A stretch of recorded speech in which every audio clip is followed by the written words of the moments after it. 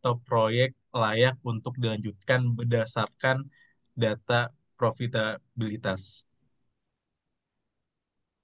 Next, Mbak Zavia.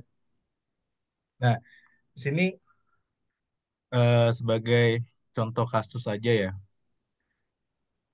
Sebenarnya saya agak tertarik ya dengan strategi bisnis us apa usaha IKEA ya. Mungkin teman-teman sudah tahu kan ya kalau misalkan IKEA itu dia tuh menjual barang-barang yang sangat murah, tapi ya kan barang-barangnya itu eh, sangat sangat bagus lah ya kan, sangat awet gitu kan. Nah,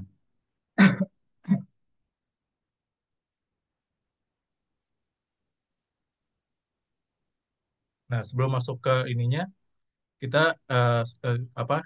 Saya akan menjelaskan bahwasannya IKEA adalah perusahaan global asal Swedia yang dikenal luas dengan produk furniture siap rakit atau bisa disebut flat pack dan desain minimalis ya kan. Nah, dalam menjalankan operasional bisnisnya, IKEA secara konsisten menerapkan strategi cost leadership. Strategi ini bertujuan untuk menjadi produsen dengan biaya terendah di industrinya sehingga dapat menawarkan produk berkualitas dengan harga yang jauh lebih terjangkau dibandingkan kompetitor. Nah, strategi cost leadership IKEA diwujudkan melalui berbagai cara. Pertama, IKEA merancang produknya dengan bentuk flat pack yang memungkinkan pelanggan untuk merakit sendiri produk di rumah dan tidak hanya mengurangi biaya tenaga kerja, tetapi juga meminimalkan biaya pengemasan dan distribusi karena produk dikemas secara rata dan efisien. Yang kedua, model toko IKEA itu bersifat self-service, di mana pelanggan memilih mengambil dan membawa sendiri produk yang diinginkan. Nah, hal tersebut turut menekan biaya operasional toko. Namun, di sisi lain, IKEA juga menerapkan sistem target costing untuk memastikan bahwa produk-produk yang ditawarkan tetap menguntungkan meskipun dijual dengan harga rendah. Harga produk ditentukan terlebih dahulu berdasarkan kemampuan pasar, lalu IKEA menyesuaikan seluruh produk desain dan produksi agar sesuai dengan biaya target tersebut. Nah, dengan seluruh pendekatan ini, IKEA mampu menjaga struktur biaya yang efisien, mempertahankan harga jual rendah, dan tetap menghasilkan keuntungan. Dan oleh karena itu, strategi cost leadership menjadi kunci keberhasilan IKEA dalam bersaing secara global dan mempertahankan posisinya sebagai pemimpin pemimpin pasar dalam industri furniture siap rakit. Oke, mungkin itu saja yang bisa saya sampaikan. Saya kembalikan ke rekan saya, Mbak Zafia. Terima kasih. Terima kasih Mas Usman atas paparannya. Selanjutnya yaitu akan dipaparkan oleh Mas Anggi. Kepada Mas Anggi dipersilakan. Ya, terima kasih Mbak Zafia. Kali ini saya akan menjelaskan isu kontemporer yang timbul dari ABC costing dengan time driven costing. Slide selanjutnya, Mbak.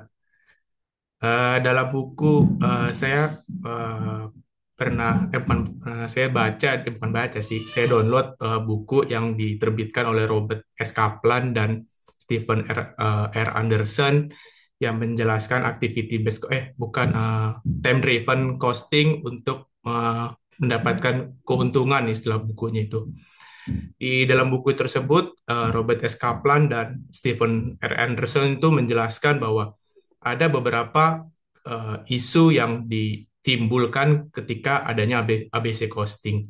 Yang pertama adalah proses wawancara dan survei yang memakan waktu dan mahal.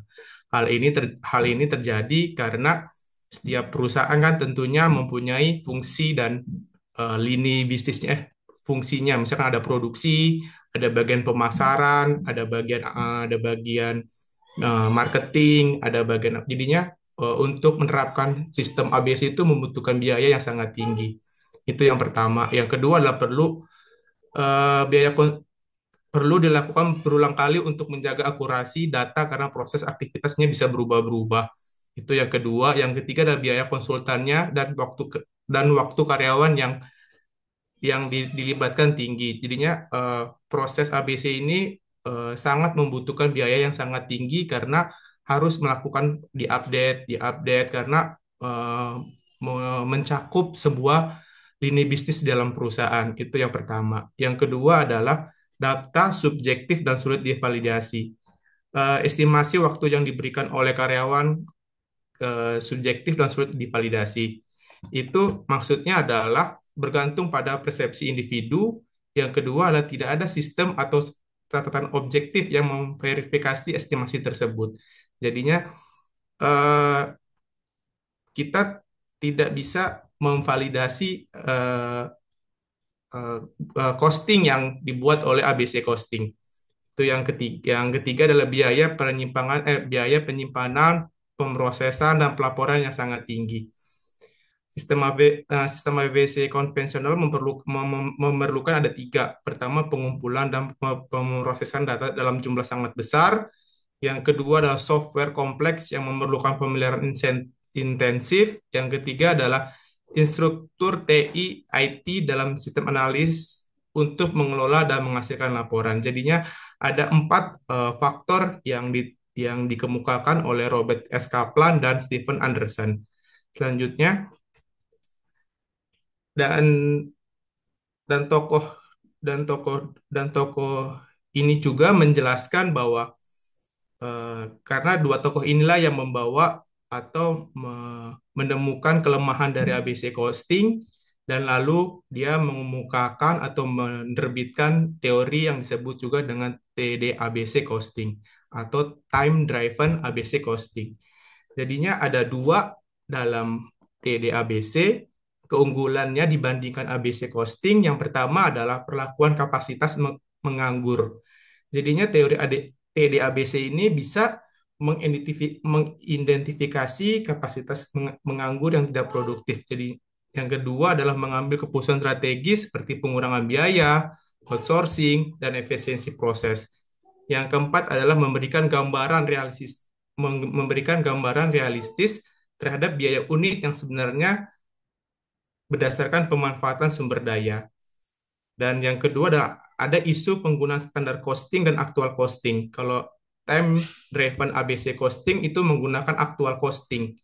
Jadinya biaya yang dihabiskan untuk aktivitas sebagai basis perhitungan biaya bukan estimasi rata-rata seperti dalam standar costing.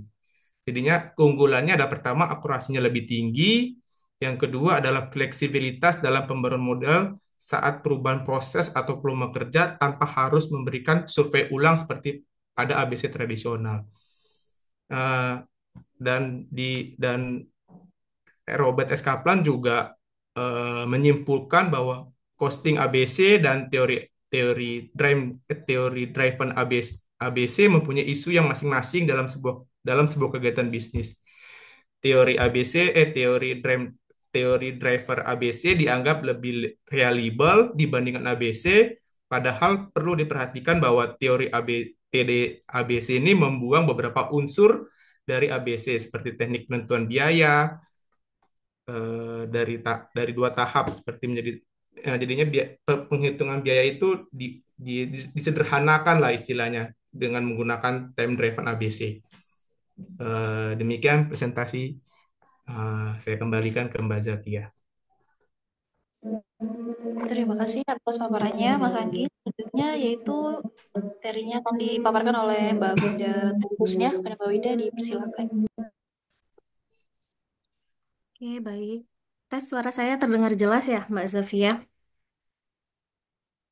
Oke, mungkin untuk subbab terakhir yaitu mengenai studi kasus dan aplikasi nyata.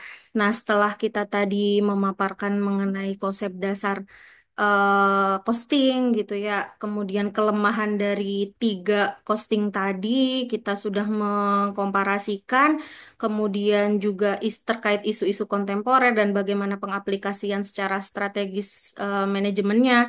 Nah, kita akan lihat nih secara studi kasus nyata gitu. Oke, next, Mbak Zafia.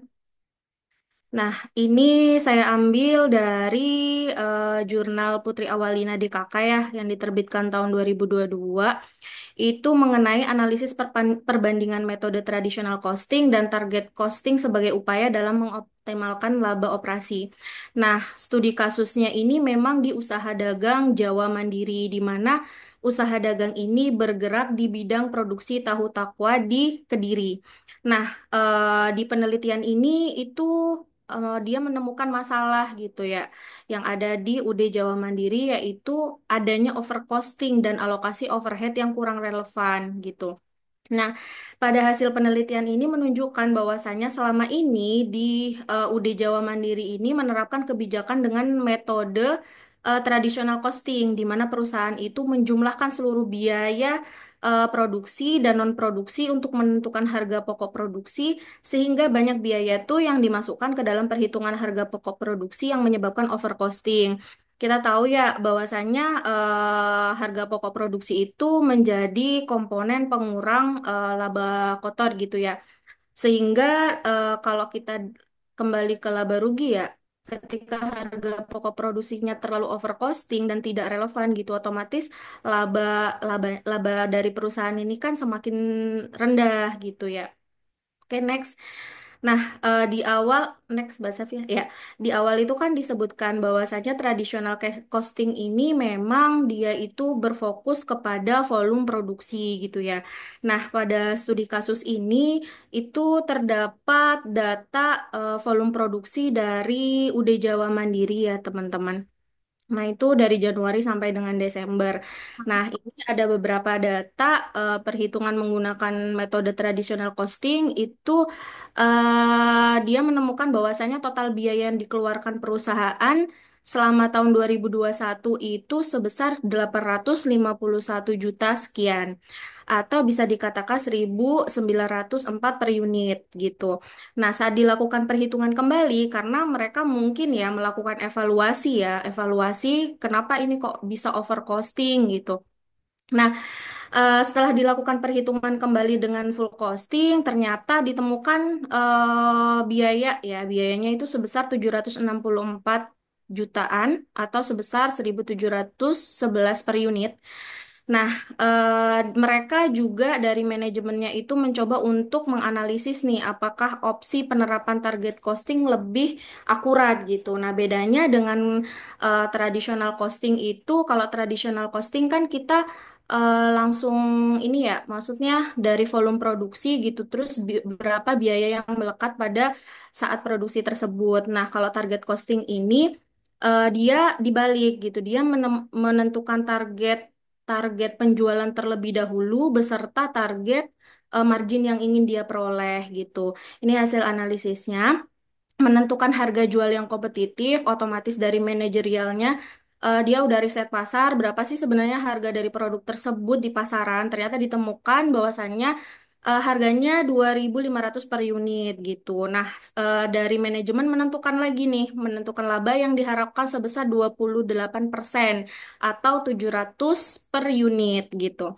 Nah, setelah ditentukan target laba, kemudian harga jual yang kompetitif, dia kemudian menetapkan target biayanya seperti apa dengan komparasi pasti ya. Nah, ternyata setelah dihitung target biayanya itu 804 gitu. Nah, dalam jurnal ini itu apa namanya mereka menganalisis gitu dari kemungkinan yang opsi-opsi lah, opsi-opsi biaya yang eh, relevan gitu. Nah, akhirnya mereka conclusionnya menentukan untuk pembiayaan itu dilakukan secara target costing, di mana dengan dilakukan target costing ini lebih efisien ya gitu jika dibandingkan dengan metode tradisional costing.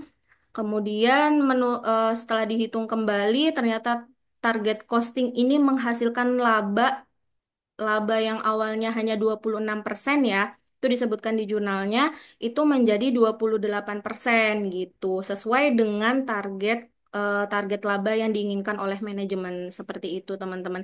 Jadi tidak serta-merta meskipun itu tradisional, kemudian apa ya, tidak tidak diterapkan gitu. Bisa jadi hanya untuk bisnis-bisnis yang memang simple UMKM itu bisa masih relevan gitu. Tinggal tergantung analisis kitanya seperti apa, mau komparasinya seperti apa, dan yang diinginkan oleh manajemen seperti apa.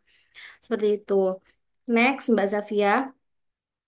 Kemudian untuk activity based costing ini sebenarnya sudah disinggung juga oleh kelompok sebelumnya di week lalu. Mengenai activity based costing mungkin kurang lebih sama, cuma kami akan coba paparkan bagaimana studi kasus nyatanya. Itu kami mengambil dari jurnal yang ditulis oleh Clary Julistia Pangau, DKK itu pada tahun 2024, berjudul Penerapan ABC Costing sebagai Alat Bantu Pengendalian Biaya dan Efisiensi Layanan pada PT Avanca Bersama Utama. Nah, PT Avanca Bersama Utama ini merupakan perusahaan konstruksi berbentuk PT yang menyediakan jasa proyek instalasi pemasangan baru WiFi gitu. Aktivitasnya, karena kita mau membahas activity ya teman-teman, jadi aktivitasnya perlu kita pahami gitu kan. Makanya tadi sempat disinggung juga bahwasannya kelemahan dari activity based costing itu udah pasti lama gitu ya, karena kita harus tahu detail aktivitas di masing-masing proses gitu ya. Nah, aktivitasnya di PT Yovanka Bersama Utama ini adalah mengerjakan proyek instalasi pemasangan baru WiFi, maintenance, proyek jaringan baru. Nah, ini tuh perusahaan PT Yovanka ini berafiliasi dengan Telkom Akses ya, anak perusahaan dari Telkom Indonesia. Nah, mungkin perlu refreshment sedikit gitu ya. Kata kunci dari activity based costing ini mungkin cost is cost and the cost of the cost can be managed gitu kan. Jadi yang menyebabkan biaya itu yang kita kontrol, di mana menurut ABC based costing ini yang menyebabkan biaya itu adalah aktivitas seperti itu. Oke, next. Nah, ini beberapa aktivitas yang diidentifikasi di jurnal ini ya teman-teman. Nah, ada 7 aktivitas dalam menentukan ini ya biaya activity based costing gini. Nah, yang pertama itu mengidentifikasi aktivitas. Nah, ini udah pasti pertama kita menelusuri terlebih dahulu aktivitas apa saja yang ada di PT Yovanka ini. Yang pertama itu ada aktivitas STTF gitu kan. Shift to the front, ya kalau nggak salah. Nah, kemudian aktivitas kedua itu GAMAS, gangguan massal. Kemudian PSB, pembukaan saluran baru. SQM itu semacam maintenance dan quality dari jaringan tersebut gitu. Nah, itu sudah diklasifikasikan ya yang masuk ke STTF itu apa saja, kemudian GAMAS, gangguan massal apa saja, PSB apa saja, dan SQM apa saja. Nah, itu nanti di apa namanya ditentukan teman-teman biaya-biayanya tuh berapa gitu. Next. Nah, ini yang kedua itu mengklasifikasikan aktivitas ke level masing-masing. Di kelompok sebelumnya itu sudah pernah disinggung ya, teman-teman. Jadi, untuk klasifikasi aktivitas ke level-level ini bisa jadi unit level, product level, batch level, atau facility level. Nah, masing-masing ini mungkin dari manajemen itu menentukan dari beberapa aktivitas tadi itu di breakdown lagi per levelnya. Seperti itu. Next, Mbak Zafia. Nah, ini jadi kuncinya ya. Yang ketiga itu mengidentifikasi dan menentukan cost driver. Jadi yang mau kita hitung itu adalah mungkin cost drivernya ya. Misalkan nih, saya kasih contoh pembayaran gaji atau fee untuk tim gangguan massal. Itu berada di level aktivitas unit level, cost drivernya, pemicu biayanya itu misalkan jumlah ODP yang disambungkan. Misalkan kayak gitu. Ada berapa gangguan massal yang terjadi gitu kan. Itu pasti nanti akan ada cost-nya gitu. Kemudian yang kedua misal pembayaran gaji fee untuk tim PSB gitu itu ada di unit level juga. jumlah jam kerja tim Gamas yang jadi cost drivernya. Nah, ini yang butuh penelusuran. Makanya ini yang tadi disebutkan Mas Arifin di sebelumnya bahwasanya penentuan EBC itu butuh waktu lama karena penentuan cost drivernya ini ya mungkin. Itu mungkin ini penjabarannya sampai ke bawah ya. Ada 17 aktivitas gitu. Next Mbak Zavia. Nah, untuk proses yang keempat, lima, enam itu mengalokasikan biaya langsung dan tidak langsung. Ini klasifikasi saja ya. Kemudian untuk menghitung tarif cost pool, menghitung dan membandingkan biaya per unit. Nah, ini cara menghitung tarif cost poolnya yaitu total biaya yang di cost pool dibagi jumlah drivernya. Jadi tadi yang cost poolnya berapa dibagi jumlah drivernya ada berapa, misalkan waktunya gitu. Kemudian membandingkan biaya per unit. Nah, kalau dalam manajemen itu kan kita udah pasti evaluasi ya dari masing-masing opsi gitu kan, mau mau ABC, mau TDABC gitu. Itu dievaluasi mana yang kira-kira sejalan dengan tujuan manajemen seperti itu, teman-teman. Next, terakhir, ini hasil dari penelitian ini, kesimpulannya membandingkan perhitungan ya tadi ya.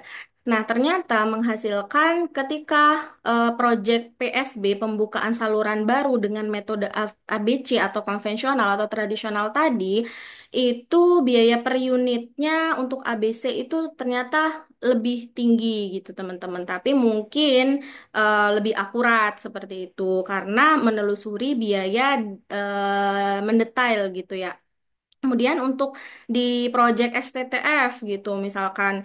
Nah, perbandingan antara ABC dan konvensional misalkan ternyata biaya per unit untuk di ABC itu lebih rendah gitu. Sedangkan di konvensional itu lebih tinggi gitu. Kemudian di Gamas gangguan massal dengan perhitungan metode ABC misalkan cuma 25 jutaan, konvensional 6 juta.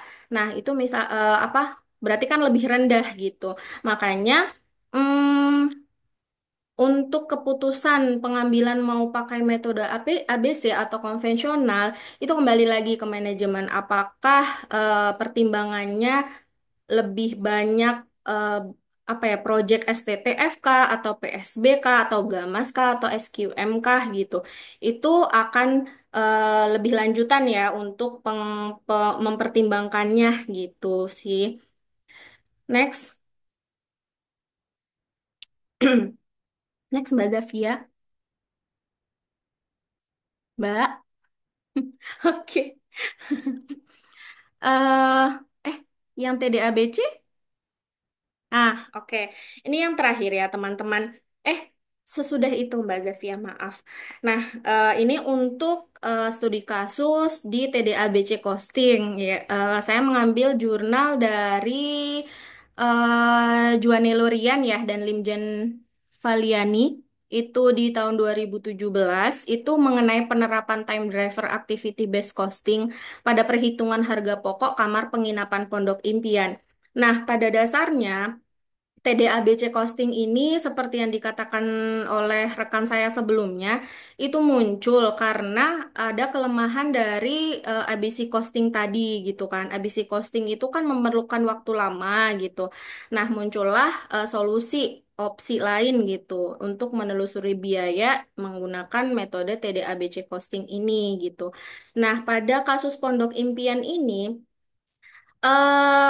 pada dasarnya untuk pengklasifikasian aktivitas gitu itu tetap dilakukan dengan cara yang tadi klasifikasi aktivitas tuh cuman dalam jurnal ini itu dirinci lagi untuk penentuan biaya langsung dan tidak langsungnya teman-teman. Di mana biaya langsung dan tidak langsungnya ini ditelusuri by time driver. Atau misal nih saya kasih contoh untuk Pondok Impian ini berapa waktu yang dibutuhkan karyawan dalam bekerja dalam waktu 1 tahun gitu. Nah, nanti itu sebagai pembagi untuk menentukan apa namanya konsumsi waktu per aktivitasnya gitu. Jadi satuannya itu adalah waktu gitu dalam kasus Pondok Impian ini. Nah, hasilnya apa? Hasilnya dengan dilakukannya TDABC ini itu mengakuratkan HPP per kamar di mana yang sebelumnya itu HPP kamarnya itu dilakukan secara langsung global tradisional gitu. Makanya dalam jurnal ini dia mensuggest untuk menghitung konsumsi waktu per aktivitasnya gitu untuk menghitung kos per kamar VIP ataupun kamar basic seperti itu, teman-teman. Oke, next. Nah, ini mungkin sedikit komparasi ya dari ketiganya tadi. Nah, beberapa aspeknya yang pertama itu fokus alokasi biaya. Untuk tradisional pada Jawa Mandiri itu udah pasti unit output atau volume produksi. Untuk EBC Yovanka itu aktivitas cost drivernya. Terus TDABC itu waktunya, di mana di Pondok Impian ini memang dia tidak tidak akurat ya menurut penulis tadi, tidak akurat dalam menentukan HPP per kamarnya. Makanya dia mensuggest untuk dilakukan apa menghitung konsumsi waktu per aktivitasnya gitu. Nah, akurasinya tradisional untuk di tradisional sendiri itu rendah, EBC itu tinggi dan TD-EBC itu tinggi, cenderung tinggi ya. Terus kemudian untuk aspek kompleksitas operasinya itu tradisional udah pasti rendah.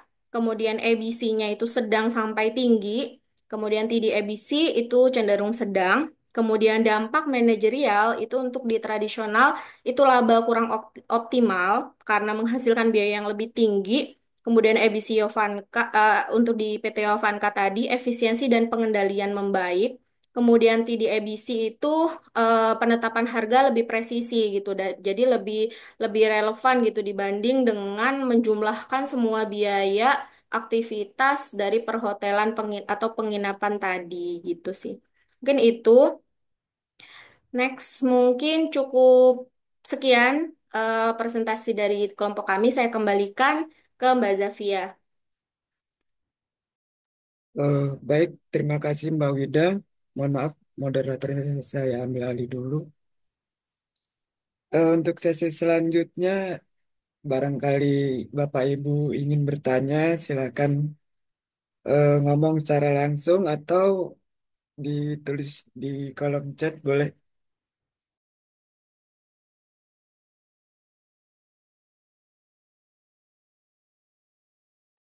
Silakan Bapak Ibu yang mau bertanya.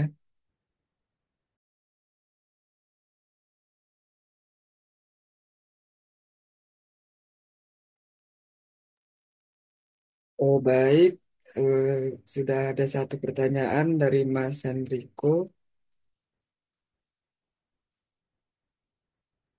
Sudah ada tiga pertanyaan sepertinya ya. Ya, dicukupkan 3 pertanyaan dulu aja ya, Mas Anggi Oh, ya. baik Pak. Ya, makasih. Eh, Mohon maaf, kami dari kelompok 3 izin berdiskusi dahulu ya Pak.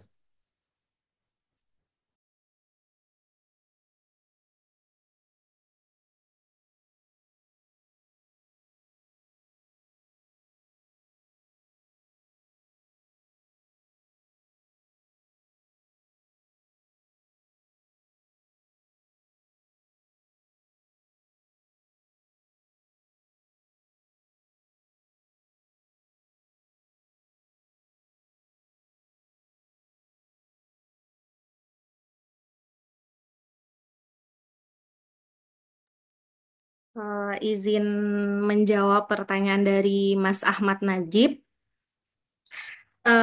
Izin bertanya, Mas Mbak, merujuk pada studi kasus produksi tahu takwa di Kediri, menurut kelompok Anda, mengapa penggunaan target costing menghasilkan efisiensi biaya yang lebih baik dibandingkan metode tradisional? Bagaimana pendekatan ini bisa direplikasi oleh UMKM manufaktur lainnya? Mungkin membandingkan, oke. Nah, tadi kan mungkin kita back to review tadi ya, target costing itu kan kita kita memposisikan sebagai manajemen ya. gitu. Manajemen udah pasti ingin profitabilitas yang tinggi gitu. Di mana profitabilitas ini ketika kita menggunakan target costing, berarti kan kita menyusun terlebih dahulu target penjualan kita gitu ya. Penjualan yang kita inginkan itu berapa, kemudian dibandingkan dengan margin kita yang kita inginkan berapa. Kemudian untuk komparasi harga pasarnya berapa, itu udah pasti secara strategi bisnis itu udah pasti tertarget gitu ya teman-teman. Nggak mungkin kita kan kalau misalkan logikanya yang konvensional itu atau tradisional itu kan semua biaya produksi terlebih dahulu baru dibagi dibagi total produk produksi gitu ya. Bisa jadi itu lebih tinggi untuk harga jualnya gitu kan. Kalau secara teknis itu kan kalau tradisional itu ini pembandingnya. Kalau tradisional costing itu kan semua biaya terlebih dahulu kita hitung kemudian dibagi dengan volume produksi gitu. Kemudian itu jadi HPP per produk total HPP per produk. Kemudian kita kan ingin margin berapa baru ketemu harga jual gitu kan. Nah, kita masuk ke proyeksi proyeksi laba rugi, kita menghasilkan keuntungan berapa. Nah, untuk di target costing itu logikanya mungkin dibalik. Jadi berapa target margin yang ingin kita dapatkan dengan informasi harga dari pasar atau hasil dari riset pasar yang sudah kita dapatkan. Udah pasti itu akan lebih kompetitif gitu ya teman-teman. Nah, makanya kenapa kok lebih efisien? Karena kalau misalkan tradisional costing itu akan langsung dimasukkan semua bahkan biaya-biaya yang tidak berhubungan langsung dengan produk gitu. Nah, kalau target costing ini lebih ke yang berhubungan dengan produk seperti itu. Dan dari sisi manajemen juga lebih tertarget untuk marginnya.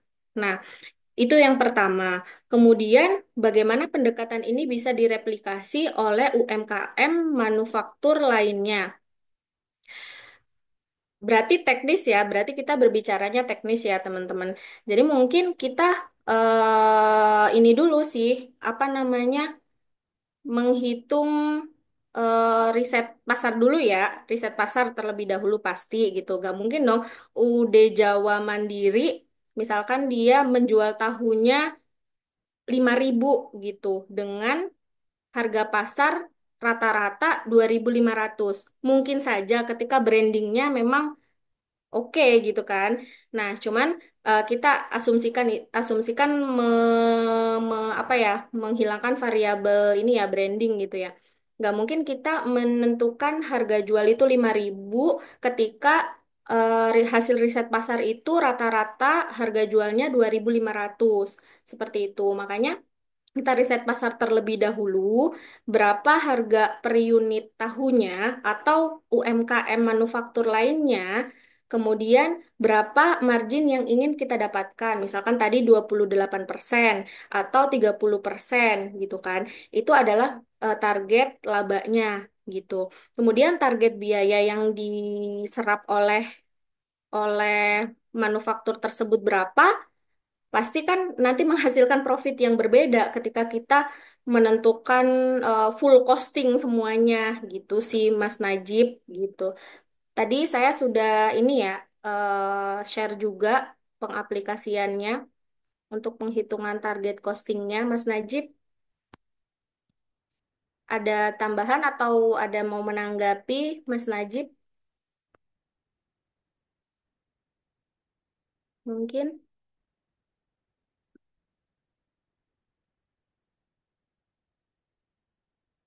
jika tidak ada mungkin kembali lagi ke Mas Arifin.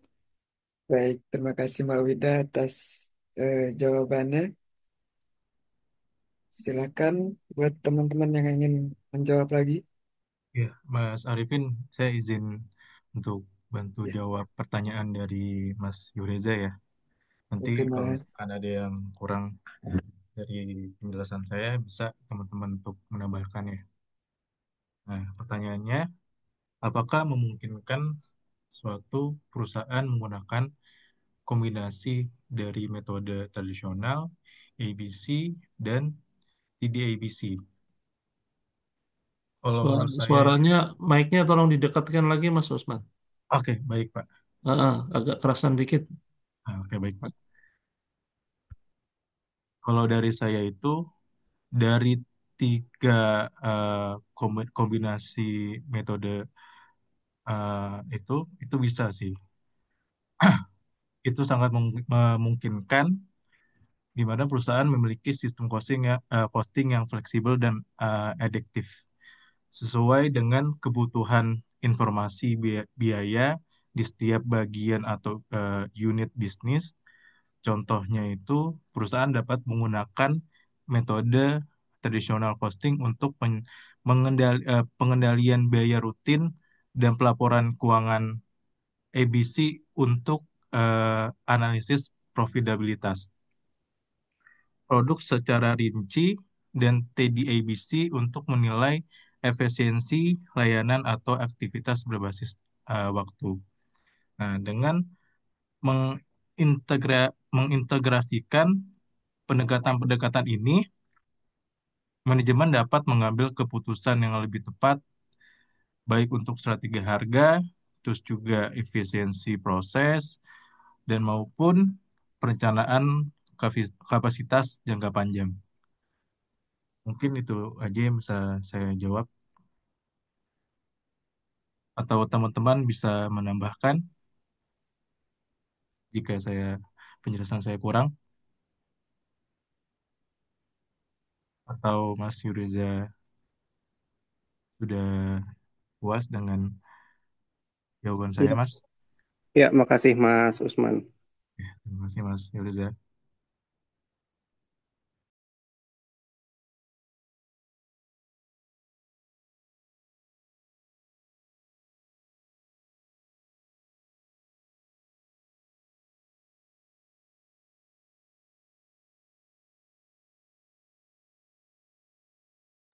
Baik, untuk pertanyaan dari Mas Hendriko, sepertinya saya akan menjawab. Hmm, Bentar, Mas.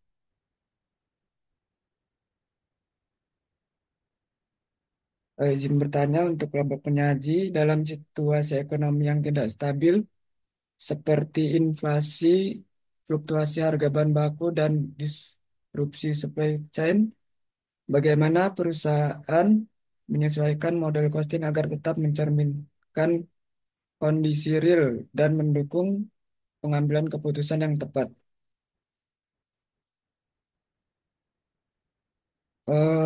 Caranya yaitu mengadopsi manajemen biaya adiktif dan perencanaan anggaran fleksibel. Perusahaan harus memantau dan mengendalikan biaya secara ketat, mengidentifikasi pengeluaran yang bisa dipangkas tanpa mengorbankan kualitas produk atau layanan.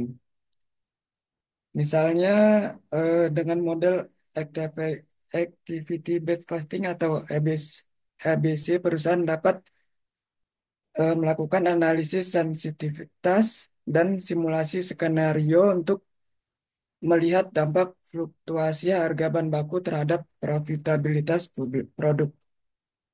Lalu yang kedua, mengoptimalisasi alokasi sumber daya. Jadi perusahaan harus fokus mengalokasikan sumber daya pada aktivitas yang memberikan nilai tambah ter- terbesar, terutama dalam kondisi ketidakpastian ekonomi.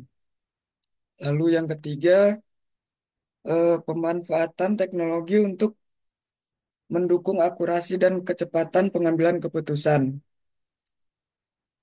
Teknologi seperti big data dan analitik prediktif dan AI dapat membantu perusahaan mengumpulkan data real time dan memprediksi perubahan pasar serta resiko ekonomi. Lalu yang terakhir yaitu diversifikasi produk dan pasar. Dengan menggunakan teknik analisis biaya volume laba CVP dalam konteks costing yang adaptif, perusahaan dapat mengevaluasi kelayakan diversifikasi produk atau ekspansi ke pasar yang lebih stabil untuk mengurangi resiko ketergantungan pada bahan baku atau pasar tertentu. Baik, bagaimana Mas Hendriko? Atau teman-teman ada yang mau menambahkan?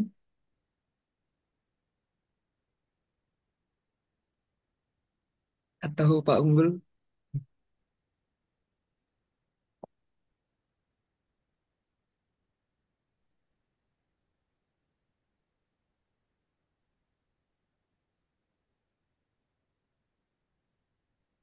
Eh, Mohon maaf Pak, ini masih Ya. diperbolehkan untuk bertanya atau sudah selesai? Hmm. Pertanyaannya udah dulu ya Arifin ya. Iya Pak.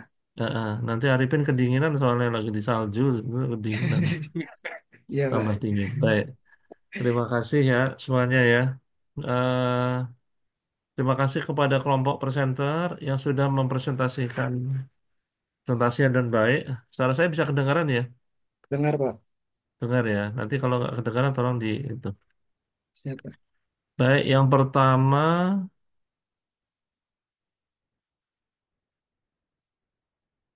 saya ingin masuk dulu untuk menjelaskan terkait dengan target costing ya. Ini contoh target costing yang sederhana ya. Tadi sudah dijelaskan oleh kelompok penyaji. Jadi target costing itu pada dasarnya adalah bagaimana kita menentukan manufacturing cost berdasarkan harga, berdasarkan target harga retail yang ingin kita capai gitu. Tujuannya apa? Tujuannya adalah harga akhir kita atau harga retail, harga eceran dari produk kita itu bisa bersaing dengan harga produk lain. Nah, itu terjadi untuk apa? Terjadi untuk produk-produk yang punya elastisitas harganya yang sangat tinggi. Jadi produk-produk yang punya elastisitas harga yang sangat tinggi. Nah, ini konteksnya kan Anda belajar strategic management ya. Nah, produk itu bisa dibedakan menjadi dua. Produk dengan elastisitas harga yang tinggi, produk dengan elastisitas harga yang rendah. Produk elastisitas harga yang tinggi maksudnya apa? Semakin elastis, price elasticity-nya semakin elastis, atau semakin tinggi elastisitas harga, maka produk tersebut sensitif terhadap persaingan harga. Nah, untuk produk-produk yang sensitif terhadap persaingan harga, maka apa yang disebut dengan em, strategi marketingnya, yaitu disebut dengan price penetrations, itu menjadi penting.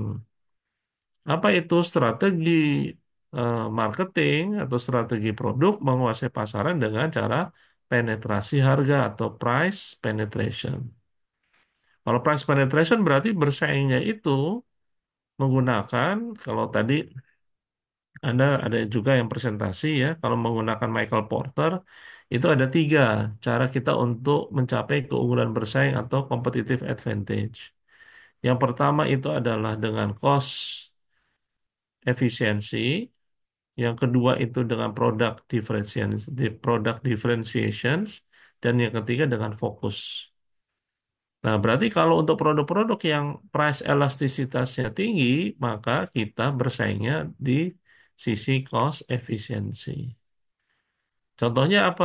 Produk-produk yang elastisitas harganya tinggi, itu produk-produk yang masuk ke dalam kategori sembako, ya, masuk ke dalam produk-produk yang kategori sembako atau kebutuhan sehari-hari seperti toiletries, ya.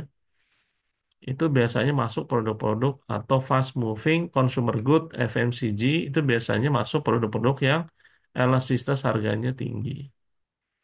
Nah, karena itu maka bersaing 1.000 2.000, ya, 1.000 2.000 rupiah, perbedaan harga 1.000 2.000 rupiah itu bisa signifikan bagi produk-produk tersebut gitu. Contoh misalnya harga molto pewangi misalnya 2.000 12.000 misalnya, ya, molto pewangi ada lagi menggunakan pewangi yang lain, Soklin pewangi misalnya, itu 13.000, ya orang akan pindah ke Molto yang 12.000 itu. Itu harganya cuma bersaing Rp1.000. Nah, bagaimana perusahaan itu bisa memperoleh harga yang bersaing? Ya tentunya perusahaan itu harus memprediksi. Kita pengen di pasaran harga kita 29,95 dolar, $29,95. Karena pesaing kita misalnya ambil contoh 30 dolar. Misalnya ambil contoh pesaing kita berani dengan harga 30 dolar. Kita pakai harga, ya kita kasih 5 sen, selisih 5 sen, $29,95. Ya, dari $29,95 harga di Indomaret atau harga di Alfamaret, di situ Alfamaret atau Indomaret itu punya margin yang mereka miliki.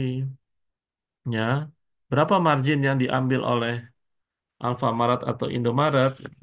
Kok gambar saya jadi kayak matrix ini. Nah, ya.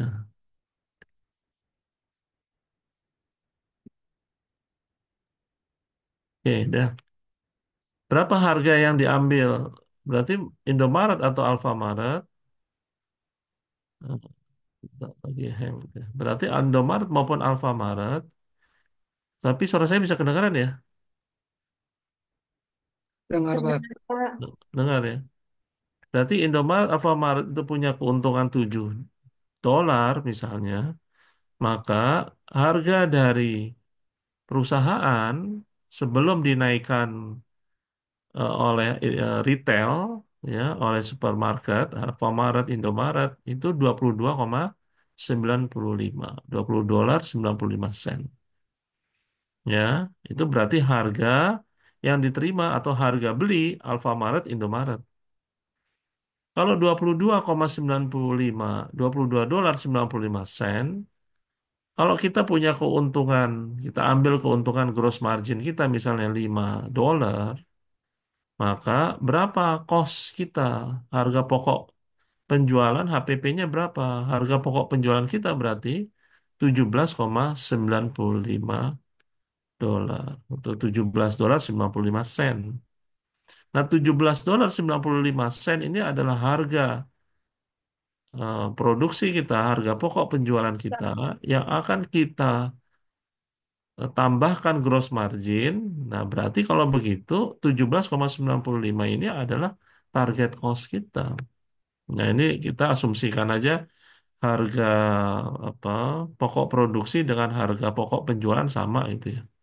Meskipun bisa berbeda ya.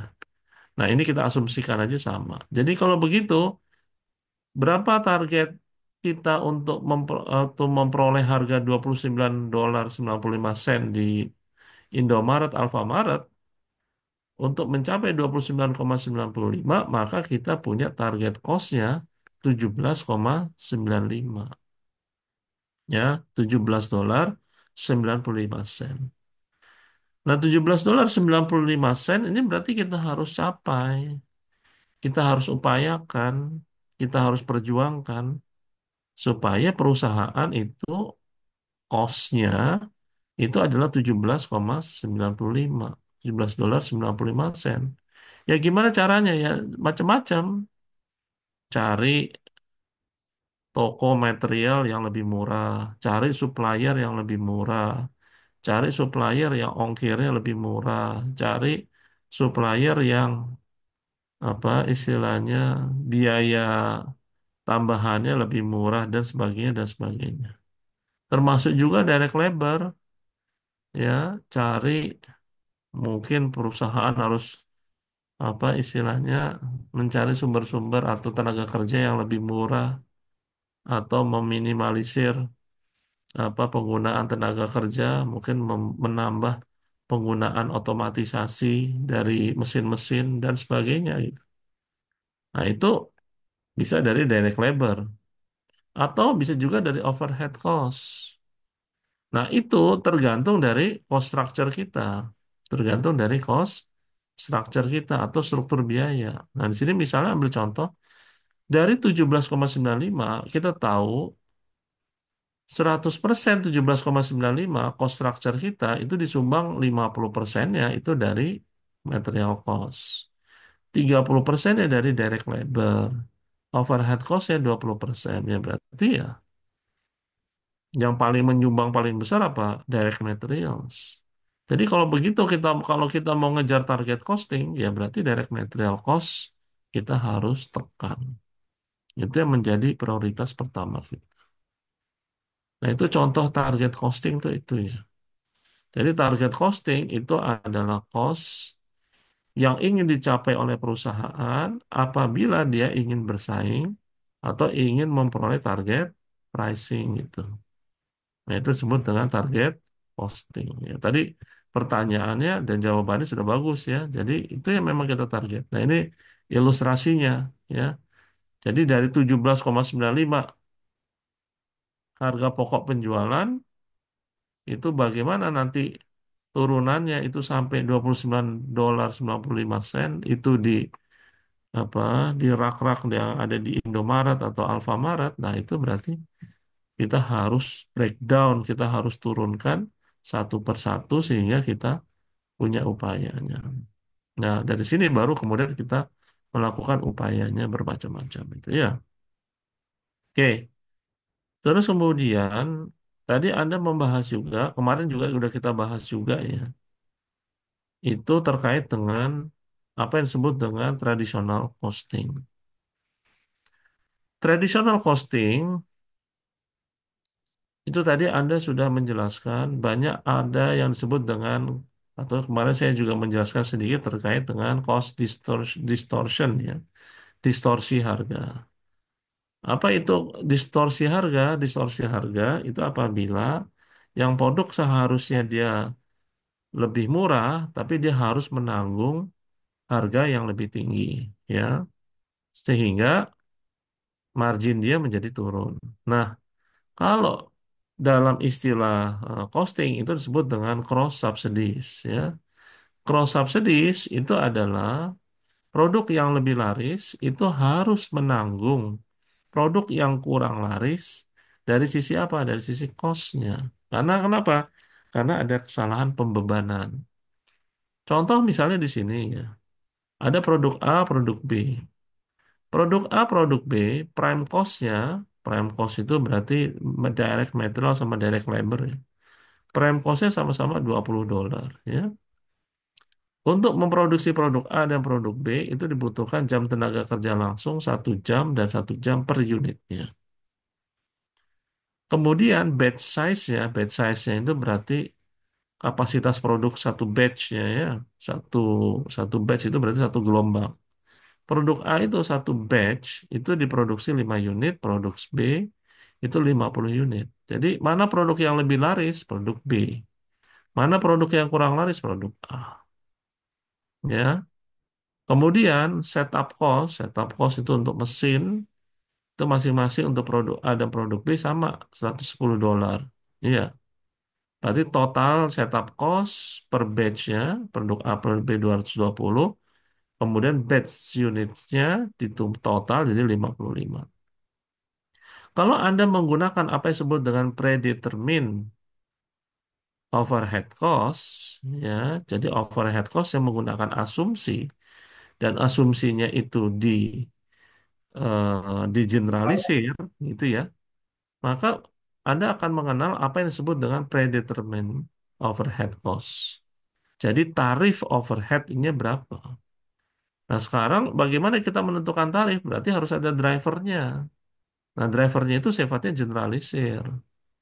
Ya udah, yang dua-duanya itu kan kita generalisir aja, kita kebiah uyah, istilahnya orang Jawa itu. Udah kita pakai aja direct labor hours, jam tenaga kerja langsung. Jam tenaga kerja langsungnya berapa di sini?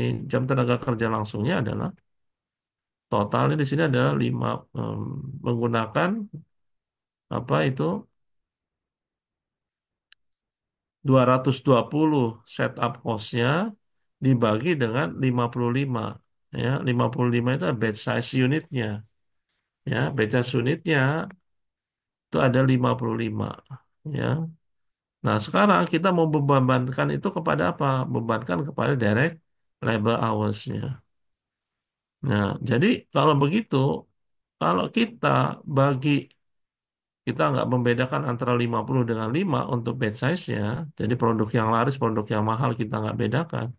Yang terjadi adalah kita akan mengeneralisir berapa cost produknya itu berdasarkan driver yang kurang tepat gitu. Nah, kalau begitu overhead cost per unitnya jadi berapa? Untuk A ya sama ya. Jadi $4, 4 dikali 1 jam tenaga kerja langsung, produk B juga sama.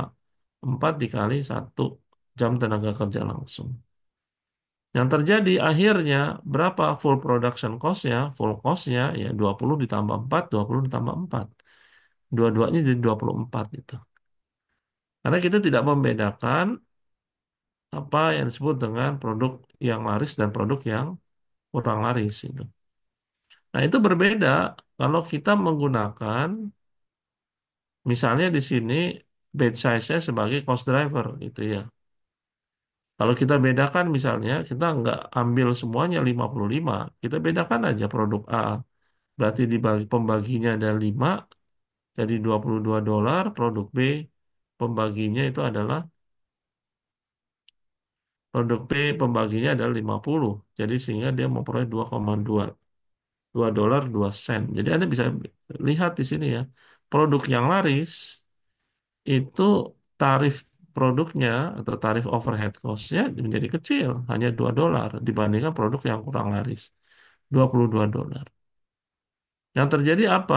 Anda bisa lihat di sini full cost-nya, full production cost-nya untuk produk A itu menjadi $42 ya, sedangkan untuk B itu menjadi $22 20 sen.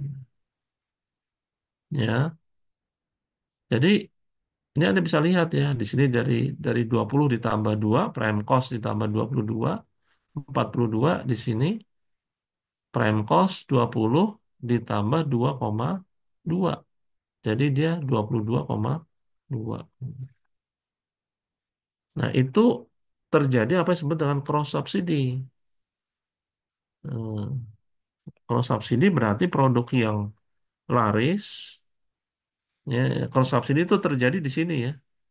Ini produk yang laris itu mensubsidi produk yang kurang laris. Atau produk yang murah, yang seharusnya murah sehingga marginnya tinggi, itu mensubsidi produk yang mahal, ya, produk yang mahal gitu. Nah, kalau di konteks A dan B ini, yang mensubsidi itu yang mana coba? Produk mana yang mensubsidi? Produk A mensubsidi B atau produk B mensubsidi A? Coba, siapa yang bisa jawab? Ini kan traditional costing ya. Kalau traditional costing ada yang disebut dengan cross subsidy. Produk yang laris mensubsidi produk yang kurang laris. Yang itu terjadi karena kita menggunakan pembagi atau driver yang salah atau driver yang generalisir. Nah, sekarang pertanyaan saya, mana produk yang mensubsidi? Produk A ke B atau produk B ke A? B ke A, ya Pak. Hah? B ke A, B, A. Produk yang laris yang mana? Yang B apa yang A? yang B. Yang B. Betul ya. Jadi produk yang laris, produk B berarti mensubsidi produk yang kurang laris. Ya, harusnya dia nggak 24 itu ya.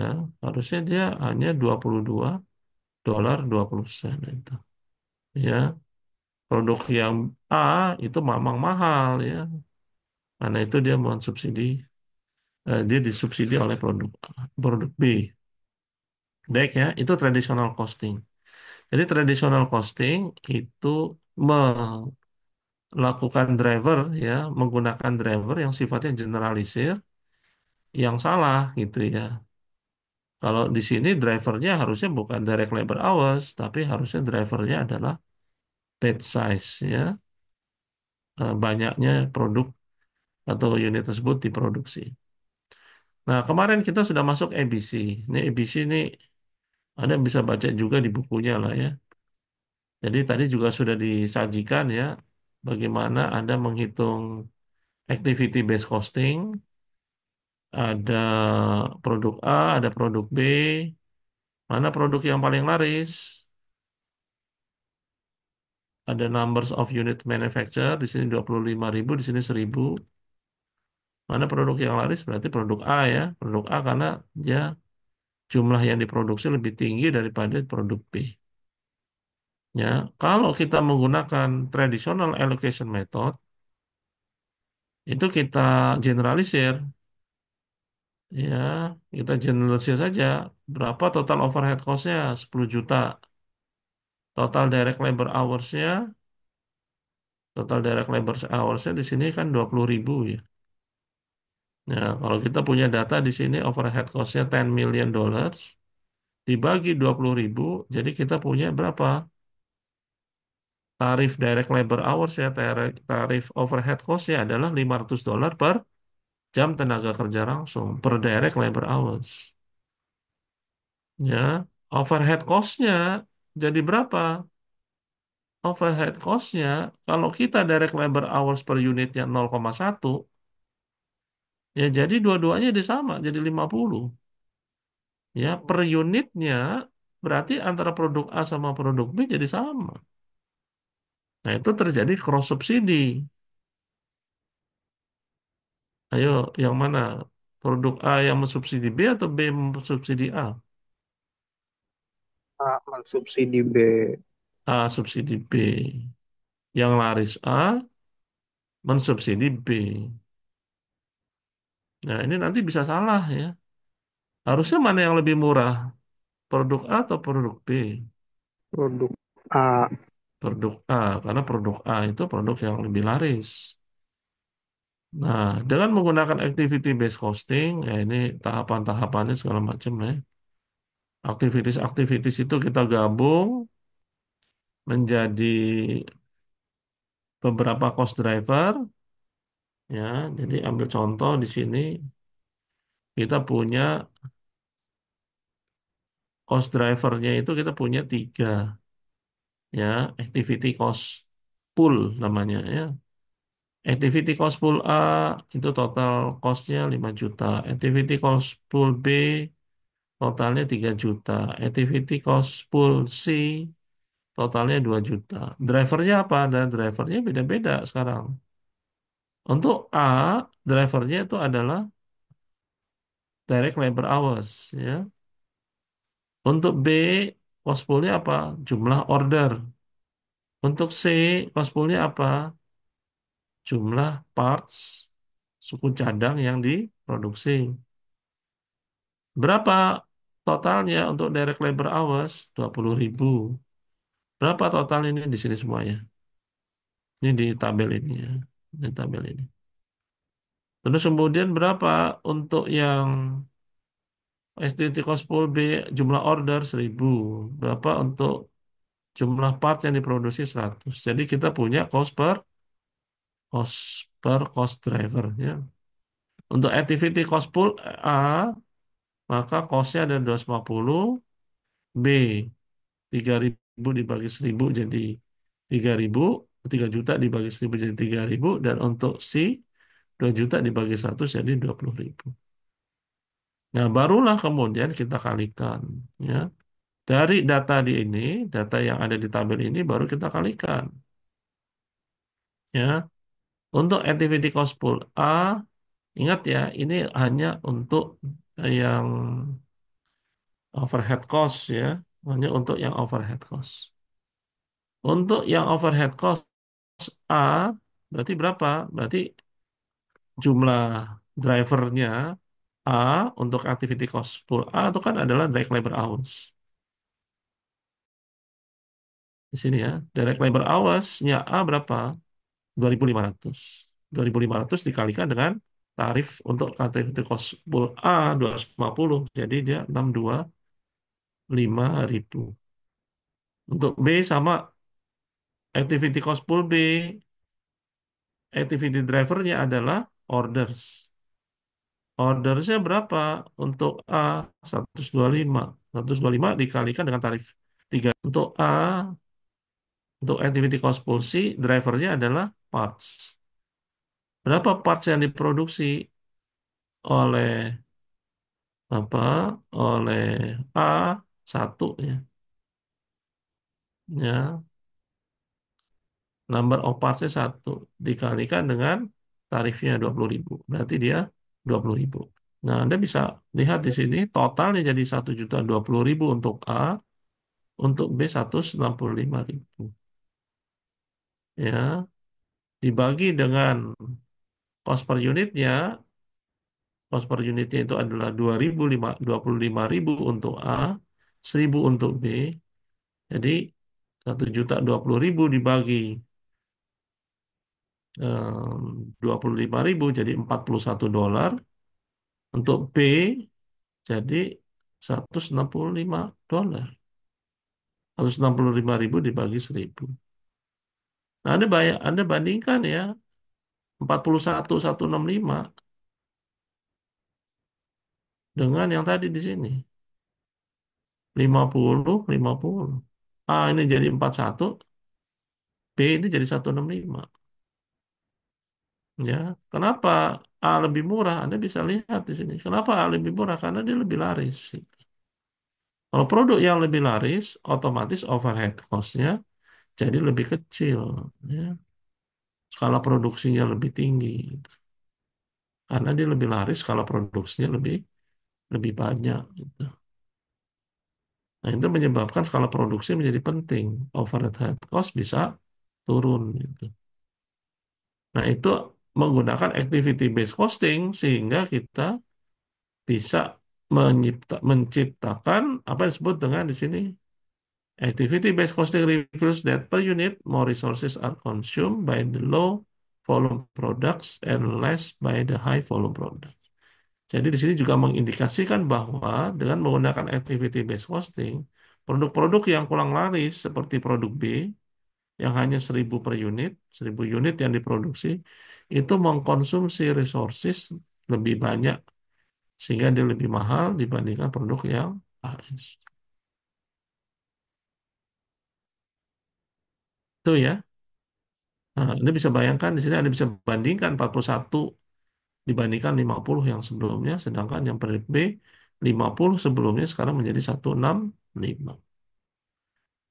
Nah, sekarang bagaimana TD-ABC ya? TD-ABC itu sebenarnya penyederhanaan dari ABC. Ya, kalau TD-ABC, kalau ABC yang biasa ya, activity based costing kan Anda udah tahu cost drivernya berapa ya, cost drivernya itu apa dan driver cost per cost poolnya berapa ya. Jadi di sini misalnya ada 3 aktivitas. Customer order, proses customer order, respond to customer inquiry, sama perform credit check. Ini untuk yang overhead ya, sekali lagi ya. Ini bukan direct materials atau direct labor ya. Nah, untuk masing-masing aktivitas itu, cost drivernya adalah number of order, number of inquiry, sama number of credit check. Ya, caranya bagaimana untuk mendapatkan cost per driver ya tinggal total costnya dibagi dengan total drivernya. Ya, jadi 120.000 dibagi dengan 36.000 order. $60.000 dibagi dengan 3.600 inquiry. $20.000 dibagi dengan 1.000 credit check. Sehingga kita pun punya cost per cost driver. Ya, cost per cost driver. Gitu. Ya. Dari sini kita tahu misalnya, ambil contoh, ya percentage of time spent. Nah, ini saya ngomong ini dulu ya. Saya belum ngomong ini dulu. Gitu ya. Saya belum ngomong ini dulu. Kalau dari sini udah ketahuan semua. Nah, sekarang kita mau lihat berapa persentase waktu yang dibutuhkan untuk mengerjakan ini dari total aktivitas. Dari total aktivitas, Ya, ambil contoh di sini kita untuk apa mengerjakan pekerjaan proses customer order itu 60%, di sini 30%, di sini 10%. Ya, contoh saja seperti itu. Ya, jadi hanya ketahuan saja number of time spent itu. Oke. Dari situ kemudian para ya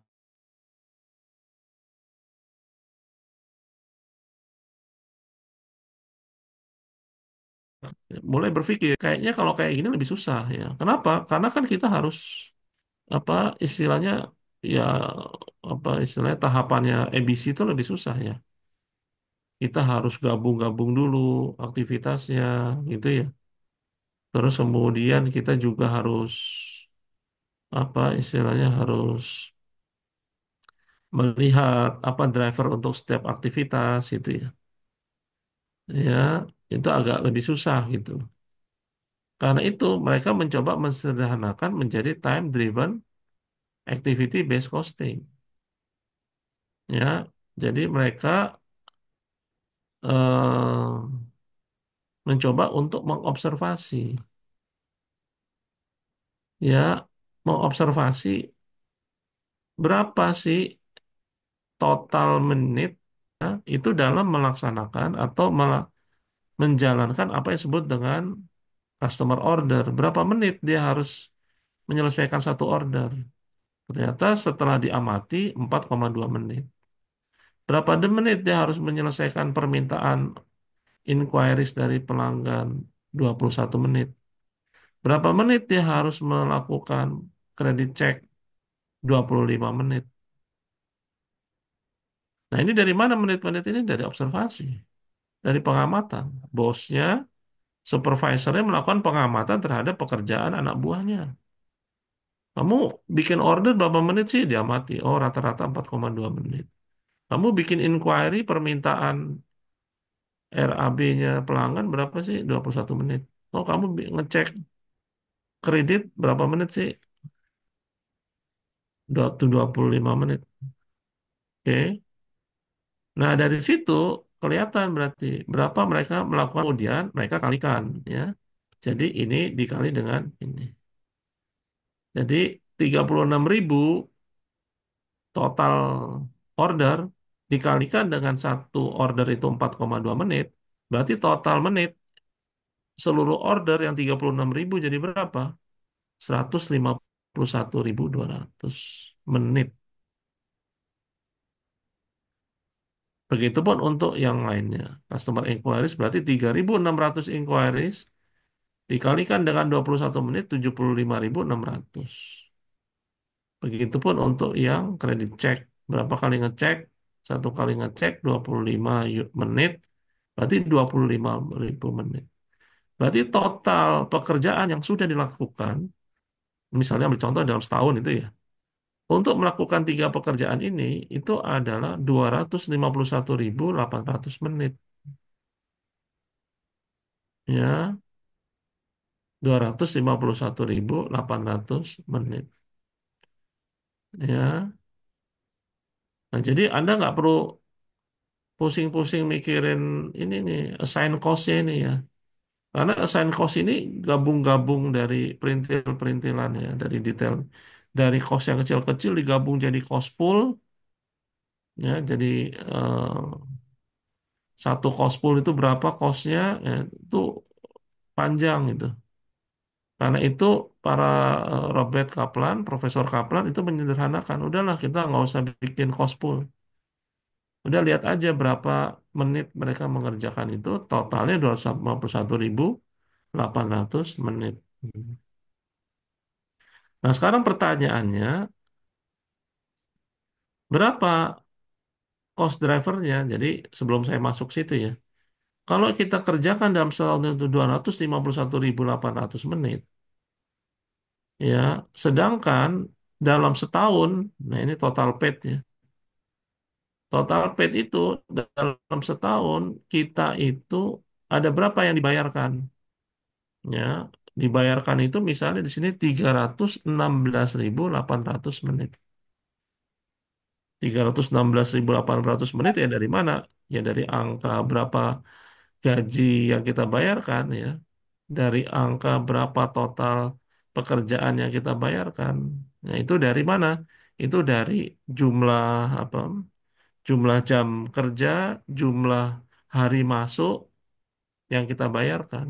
Nah, di sini contohnya 316.800 menit. Jadi berdasarkan kalender harusnya kita membayarnya itu kita 316.800 menit yang harusnya kita gunakan berdasarkan kalender. Nah, kita bandingkan antara realisasi dengan yang berdasarkan kalender, ternyata realisasi dengan yang kalender itu lebih tinggi berdasarkan kalender. Berarti kalau begitu, dalam tanda kutip, pekerja kita atau karyawan kita itu ada yang disebut dengan unused capacity. Harusnya dia bekerja itu 316.800 menit dalam 1 tahun, tapi hanya digunakan 251.800. Berarti ada kekurangan kapasitas 65.000 menit. Nah, 65.000 menit ini dari mana? Ya banyak ya. Ya, karyawan kita juga ada cuti ya. Terus kemudian ada sakit ya.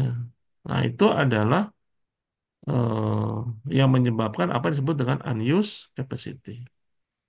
Nah, sekarang pertanyaannya bagaimana kita menghitung cost drivernya? Jadi cost drivernya itu tidak dihitung cost poolnya lagi, tapi kita akan menggunakan ini. Kita akan menggunakan apa yang disebut dengan cost driver rate per menit. Ya, kita akan menggunakan cost driver rate per menit. Total overhead cost kita 200.000. Ya, total overhead cost kita 200.000. Dibagi dengan total paid kita. Dibagi dengan yang kita berdasarkan kalender ada berapa menit harusnya kita membayar mereka itu 316.800. Ini idle ini itu maksudnya maksimum capacity kita. 316.800 yang seharusnya kita peroleh. Jadi kita punya standar cost driver rate-nya kita per menitnya itu adalah 0,6313 dolar per menit. Nah, dari situ kemudian kita bisa menghitung berapa cost driver rate per menit. Ya tinggal dikalikan saja, ya tinggal dikalikan saja 4,2 menit dikali dengan 0,6313. 21 menit dikali dengan 0,6313. 25 menit dikali dengan 0,6313 dolar atau 63 sen ya. Jadi kita memperoleh cost per driver rate-nya per menit untuk 3 aktivitas ini masing-masing segini. Baru kemudian kita kalikan dengan total drivernya. Ya, jadi 2,6515 dikalikan 36.000. 13,2576 dolar dikalikan 3.600 pun 1.000 dikalikan 15,7825 dolar.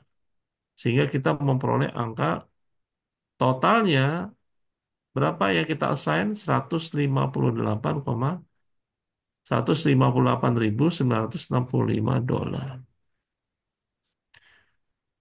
Nah, Anda keluarkan berapa perusahaan? 200.000 dolar. Berarti kalau begitu unused capacity-nya ya ada kapasitas yang sebenarnya itu apa kurang itu yang Anda sudah bayarkan berapa? 41.035 sen. Time driven ini lebih mudah. Kenapa? Karena dia tidak membreakdown overhead cost ini menjadi masing-masing cost pool. Dia hanya mengamati berapa menit satu pekerjaan itu akan dilakukan Dan itu cukup untuk bisa mengetahui berapa cost per cost poolnya itu. Kemudian yang kedua, dia bisa menganalisis apa yang disebut dengan unused capacity. Berapa kapasitas yang tidak digunakan oleh karyawan. Ya, dan unused capacity itu menjadi penting gitu ya, supaya dia bisa tahu ya ada berapa sih kapasitas menganggur. Ya, kalau dia mau meningkatkan produktivitas ya berarti ya dikurangi nih unused capacity-nya. Ya, semakin tinggi unused capacity, tentunya produktivitasnya semakin berkurang. Nah, itu contoh, tiga contoh saya berikan, perbedaan antara traditional costing, ABC, traditional ABC dengan time driven activity based costing. Eh, Secara umum, kesimpulan mana yang lebih baik itu sudah saya jelaskan kemarin ya. Jadi pada kenyataannya bisa nggak semua ini dipakai di dunia nyata, bisa-bisa aja. Tapi activity based costing itu lebih apa istilahnya lebih sulit ya, mempraktekannya lebih sulit ya, cara mengimplementasikan lebih sulit. TD-ABC itu lebih mudah dibandingkan tradisional ABC. TD-ABC lebih mudah. Jadi standarnya ini sama kayak Anda standar biaya masukan ya, SBM. SBM itu ilmunya ilmu TD-ABC ya. Standar biaya masukan. Berapa Anda misalnya dari narasumber, dari narasumber tuh berapa sih apa istilahnya SPM-nya 1 jam gitu ya, rapat jadi itu Anda rapat berapa SPM-nya itu sebenarnya ilmunya ilmu TD-ABC, dia menghitung berapa menit Anda melakukan itu. TD-ABC lebih banyak digunakan dan itu sudah digunakan untuk Kemenq misalnya penghitungan TD apa standar biaya masukan itu basisnya adalah TD-ABC. Jadi ya bisa dihitung lah, karyawan 40 jam dalam seminggu dikalikan dengan 52 minggu itu udah keluar tuh total paid-nya berapa ya. Total menit dalam 1 tahun tuh berapa. Udah, kita mau keluarin berapa perusahaan ya overhead cost ya itu bisa dihitung berapa cost drivernya per menit itu.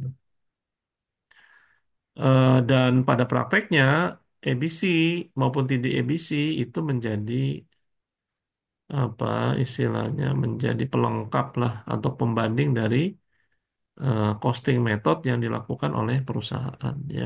Jadi kalau memang sulit, ABC maupun tidak ABC itu sebagai pembanding gitu. Jadi jangan juga terlalu jomplang atau terlalu besar gapnya antara yang perusahaan pakai sekarang dengan ABC. Itu mungkin dari saya ya penjelasannya. Kalau ada yang mau ditanyakan, saya persilakan.